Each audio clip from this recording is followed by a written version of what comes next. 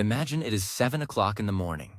The sun is just beginning to peek through your curtains, and you feel that first spark of consciousness as you wake up. What is the very first thing you do?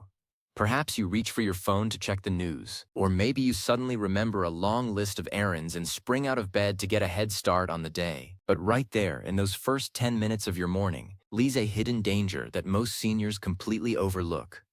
As a brain specialist, I see the aftermath of this one specific morning habit almost every single week in the emergency room. It is a mistake that doesn't just slightly nudge your health in the wrong direction. It literally triples your risk of a major neurological event after the age of 60. And the most frightening part? Most people think they are being productive or even healthy by doing it. Today, I am going to solve this dangerous mystery. I am going to explain exactly why jumping into action too quickly, combined with a specific fluid mistake, turns your blood into a ticking time bomb. Stay tuned until the very end, because I will also share the 60-second bed routine that flushes your brain with oxygen and seals your vessels against pressure spikes for the rest of the day. We are starting right now because when it comes to your brain, every second of your morning counts. To understand why the morning is so critical, we first have to look at the unique architecture of a brain that has lived for 6 decades or more. As we cross the age of 60, our blood vessels undergo a natural transformation. They lose that youthful, rubber band-like elasticity and become more like an old garden hose that has been left in the sun too long. They are a bit more brittle, a bit less forgiving. During the night, while you are sleeping, your body enters a profound state of rest. Your heart rate drops, your breathing slows, and your blood pressure reaches its lowest point of the entire 24-hour cycle. This is a beautiful restorative process. However, the moment you wake up, your body undergoes a massive chemical shift.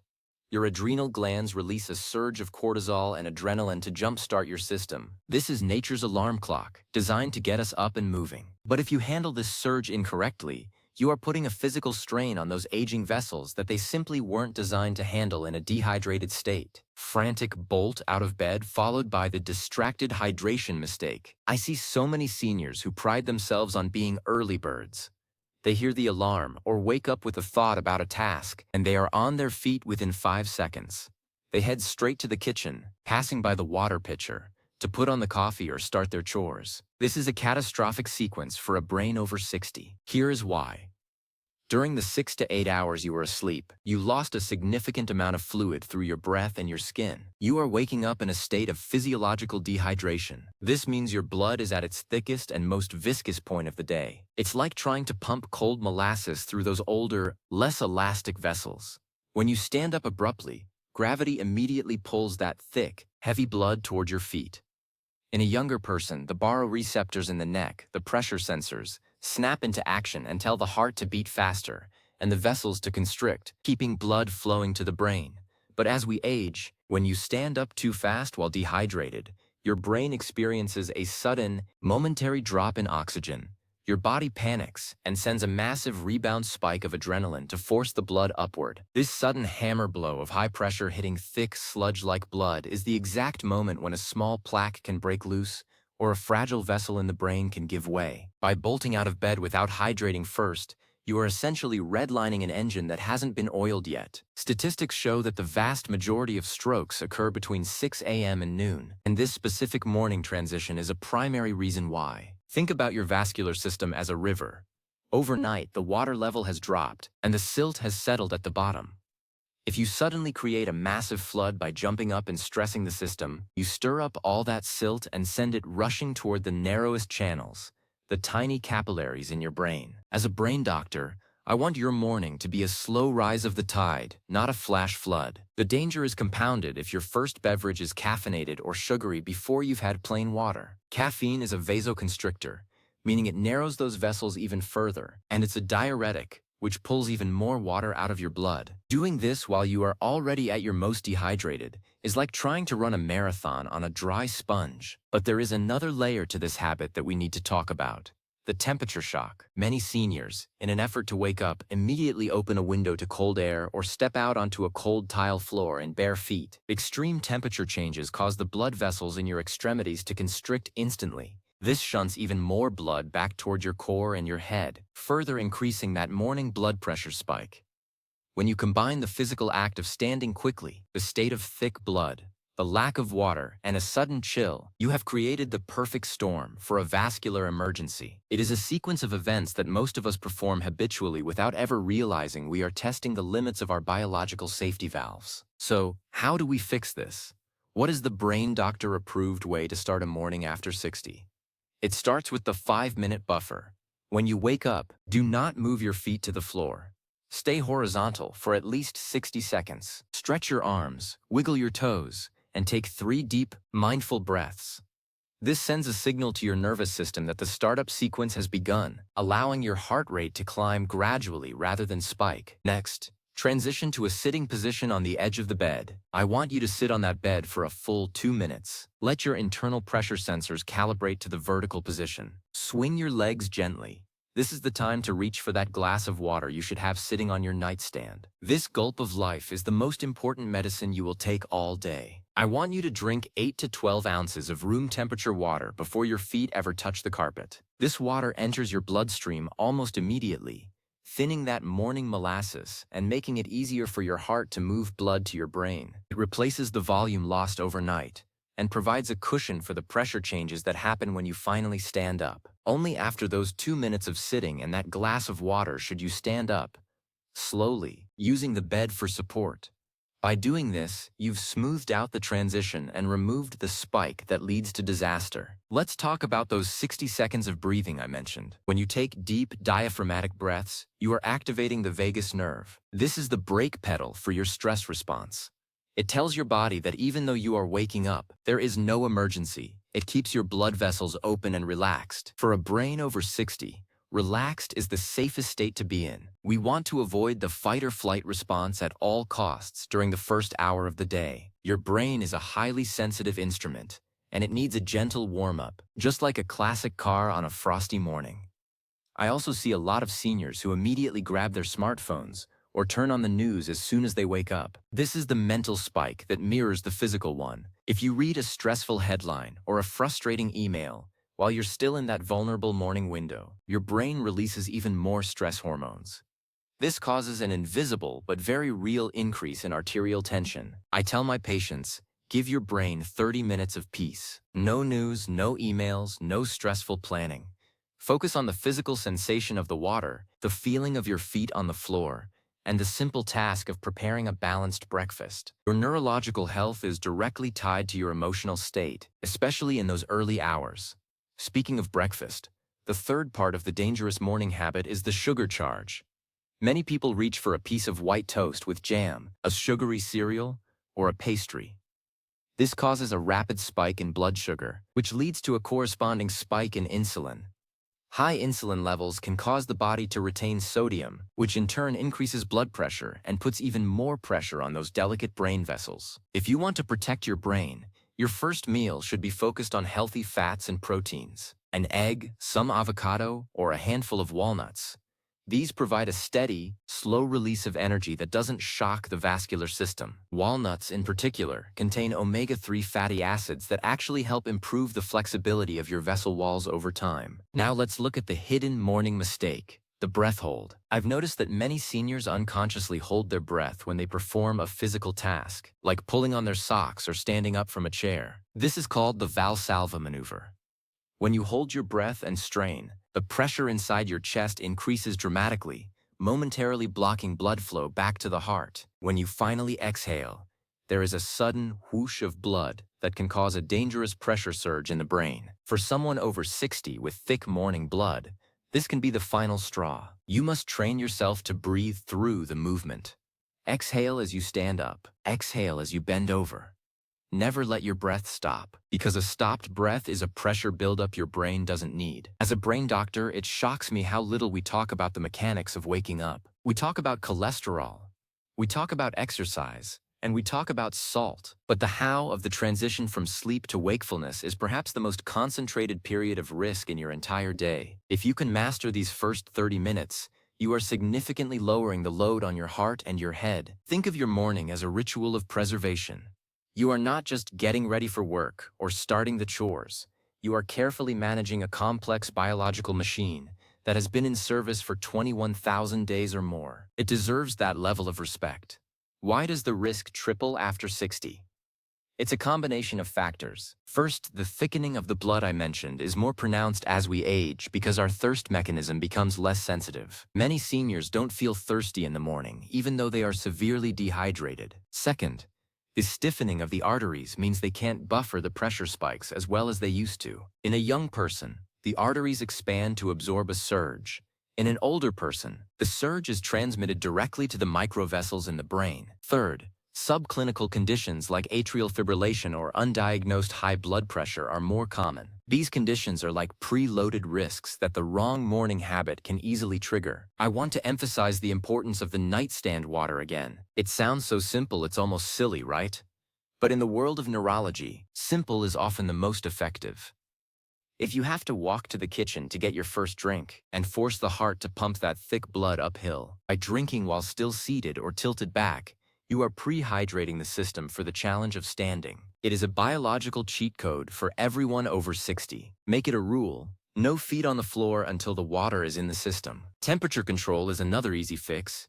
Keep a pair of warm slippers and a robe right next to the bed. Don't let your skin feel that cold shock in the first 10 minutes. By keeping your body warm, you keep your peripheral blood vessels open. This allows the blood to be distributed evenly throughout your body rather than being shunted into your core and head under high pressure. It's about maintaining a steady state.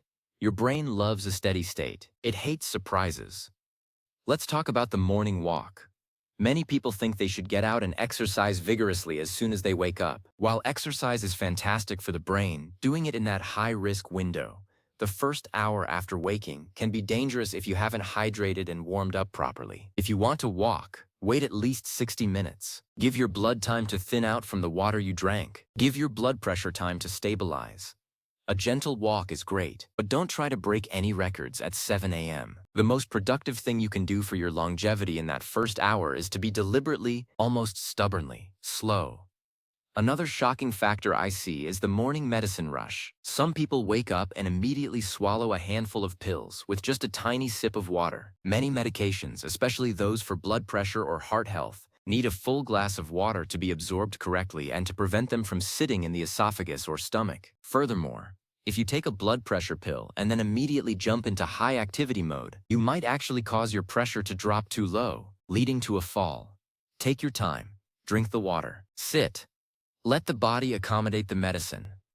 I want you to visualize your brain's blood vessels for a moment. They are like the delicate branches of a cherry blossom tree. They are beautiful, they are vital, but they can be fragile. But I want to talk about the preventative golden hour.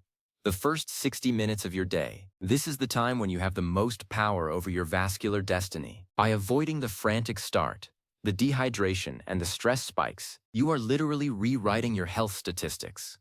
You are taking yourself out of the high-risk category and putting yourself into the resilient category. I have seen patients who made this single change, the 2-minute sit and the morning water, and they reported that their morning brain fog vanished. They felt more stable on their feet, they had fewer morning headaches, and their blood pressure readings in the doctor's office actually improved. This isn't magic. It's fluid dynamics and neurology working together. When the brain is hydrated and the pressure is stable, it functions at a much higher level. You're not just preventing a disaster, you're improving the quality of your thinking. It is also important to consider the role of sleep quality. If you are waking up bolting because you feel behind or stressed, it might be because you aren't getting enough deep sleep. When we are sleep deprived, our adrenaline levels are naturally higher. This makes that morning spike even more dangerous. Aiming for a consistent sleep schedule helps regulate those morning hormones, making the transition much smoother. If you wake up naturally rather than to a screaming alarm, your cortisol spike is much more manageable. If you must use an alarm, choose a gradual one that starts very soft and slowly increases in volume. The reason I am so passionate about this is that the morning bolt is such a deeply ingrained part of our hustle culture. Even in retirement, many of us feel like we need to be doing something immediately. We feel guilty for sitting on the edge of the bed for 2 minutes doing nothing. But I want you to reframe that nothing as the most important work of your day. You are calibrating your sensors. You are oiling your gears. You are protecting your legacy. Those 2 minutes are an investment in the next 20 years of your life. Every morning is a choice. You can choose the old habit, the one that puts your brain through a stress test it might not pass. Or you can choose the new habit, the one that treats your vascular system with the care it deserves. I know it's hard to change rituals that have been in place for decades, but the statistics are clear. As a brain doctor, I can tell you that the most common phrase I hear from patients who have suffered a vascular event is, "I just got up and started my day like always." I want to change that. I want your always to be the slow rise routine. Let's recap the brain-safe morning for everyone over 60. First, the minute of awareness while lying flat. Rotate your ankles, stretch your arms. Second, the transition to sit. Slowly sit up, feet dangling. Third, the gulp of life. Drink your water before standing. Fourth, the 2-minute pause. Sit there, breathe, let the world come to you. Fifth, the sheltered stand. Rise slowly, using support, and put on your slippers. This entire process takes less than 5 minutes, but it changes the entire pressure profile of your morning. For many, this is a sacred time. I'm not saying you have to give up your coffee. I love a good cup myself. But it should never be the first thing. Use coffee as your reward for the brain-safe routine. Once you've had your water and your 2-minute sit, then go enjoy your coffee, and try to drink it while sitting down, perhaps by a window with some natural light.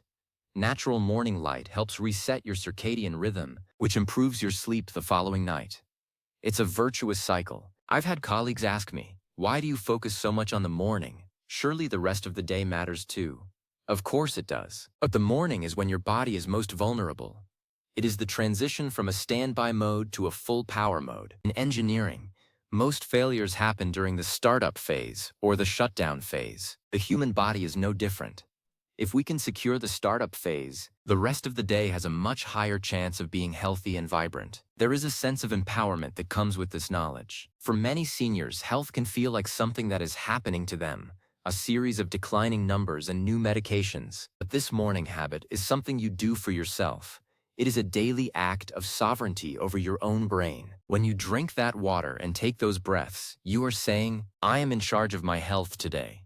That psychological boost is just as important as the biological one. I want you to think about someone you know who might benefit from this. Maybe a spouse, a sibling, or a friend who is always rushing into their day. Share this slow rise philosophy with them. We can change the way we think about aging. It doesn't have to be a series of inevitable events. It can be a process of refined care and superior habits. We have more tools than we realize, and the best ones don't come in a pill bottle. They come in a water glass and a 2-minute sit. In my years of practice, I have seen that the most resilient seniors are the ones who are deliberate. They don't do anything in a frantic hurry. They move with purpose, they breathe with intent, and they respect their body's signals. This morning routine is the foundation of that deliberate lifestyle. It sets the tone for the rest of your day. If you start your morning with a brain-safe ritual, you are much more likely to make healthy choices for lunch, to take your afternoon walk, and to manage your stress in the evening. It all comes down to the fluid dynamics. I cannot emphasize that enough. Keep that blood moving easily. Don't let it become a sludge that your heart has to sledgehammer through your brain. Water is the spark of life, but it's also the lubricant of our vascular system. After 60, we are slightly more brittle on the outside, but we can stay incredibly fluid on the inside. All it takes is that morning commitment to hydration and patience. I hope you feel a sense of clarity after this. I hope the next time you wake up and feel that itch to jump out of bed and get things done, you hear my voice saying, "Wait, sit, drink, breathe." Your brain will thank you for it in ways you can't even count. You've worked hard for your 60-plus years. Don't let a 5-second mistake at 7 a.m. take away your future. As we look toward the future of senior health, we are moving away from just treating disease and toward optimizing biology. This habit is part of that optimization. It is a way to bulletproof your mornings. It's a way to ensure that you are around for the grandkids' weddings, for the trips you've planned, and for the quiet afternoons in the garden. Your brain is your most precious asset. Treat it like the masterpiece it is. So tomorrow morning, when you open your eyes, remember, the bolt is the enemy, and the pause is your best friend. Reach for the water. Take the 2 minutes. Feel the pressure stabilize. Feel the oxygen flow, and know that you are starting your day as a champion of your own health. It's the easiest thing you'll do all day, but it's the most important. I want to thank you for taking the time to invest in your brain today. Knowledge is power, but only if it's applied. Put this into practice tomorrow, and the day after, and the day after that. Within a week, it will be a habit. Within a month, it will be a part of who you are. and for the rest of your life it will be a shield for your brain. Stay hydrated, stay deliberate, and stay healthy. Your brain's best years are still ahead of you if you take care of the mornings. Remember, the goal isn't just to live longer, it's to live better. And a brain that is well perfused, well oxygenated, and protected from pressure spikes is a brain that can enjoy life to the fullest. You are the architect of your own mornings. Build them with care, build them with water, and build them with time. You deserve the peace and the safety of a slow-rise lifestyle. Go out and enjoy your day. You've earned a wonderful morning, and now you have the tools to make every morning a safe one. I'm so glad we could share this time together. Your health is a journey, and I'm honored to be a part of your path toward a stronger, more resilient brain. See you in the next one, but for now, remember, wait, sit, drink, breathe. You've got this.